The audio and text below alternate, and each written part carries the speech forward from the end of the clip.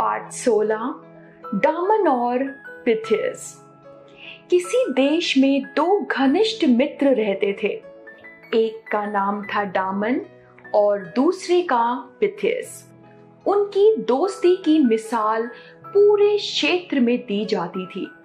उस देश का राजा बहुत ही अत्याचारी था। वह देश की प्रजा पर जुल्म करता था, उन्हें दंड देता था, उन पर झूठे आरोप लगाकर उन्हें जेल में डाल देता था। एक दिन उसने पिथियस पर भी राजा के विरुद्ध साजिश रचने का आरोप लगाकर उसे कैद कर लिया और उसे फांसी की सजा सुना दी। दोनों मित्र बहुत दुखी हुए। पिथियस को अपने परिवार की चिंता सताने लगी थी। वह यह सोच सोच कर परेशान था कि मेरे बाद मेरे परिवार का क्या होगा। उधर उस मित्र डामन भी बहुत उदास था। वह सोचने लगा, अब उसका मित्र सदा के लिए उससे दूर हो जाएगा। उसे फांसी दे दी जाएगी। फांसी देने से पहले पिथियस से पूछा गया, तुम्हारी अंतिम इच्छा क्या है? पिथियस ने कहा, मैं अपने परिवार से मिलना चाहता हूँ। राजा ने कहा, पिथियस के बदले कोई दूसरा आदमी जेल में रहने को तैयार हो तो पिथियस को कुछ दिनों की छुट्टी दे दी जाए। डामन पिथियस का मित्र था। उसने अपने मित्र पिथियस की जगह जेल में रहना स्वीकार किया। पिथियस अपने परिवार से मिलने चला गया। लौटते समय हवा उल्टी चल रही थी।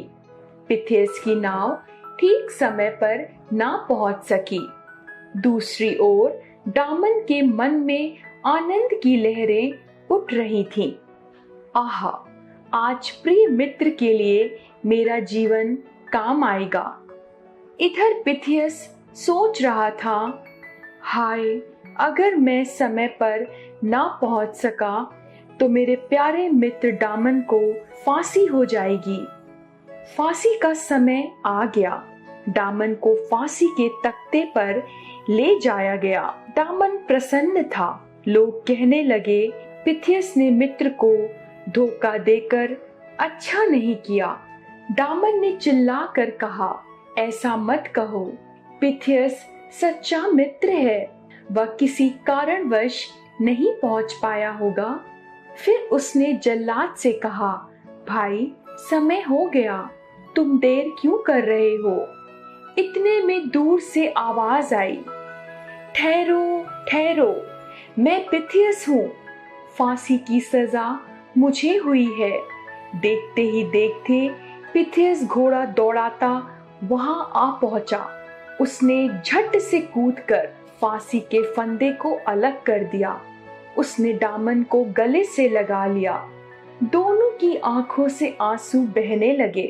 अब पिथियस ने वह फंदा अपने गले में डाल लिया। राजा चिल्लाया, रुको रुको, मेरे पास आओ। मैं ऐसे सच्चे मित्रों की जोड़ी को तोड़ना नहीं चाहता।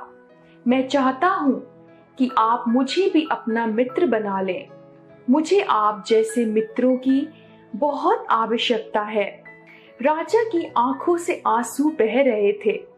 उसने पिथियस को क्षमा कर दिया। दोनों मित्र बहुत खुश थे।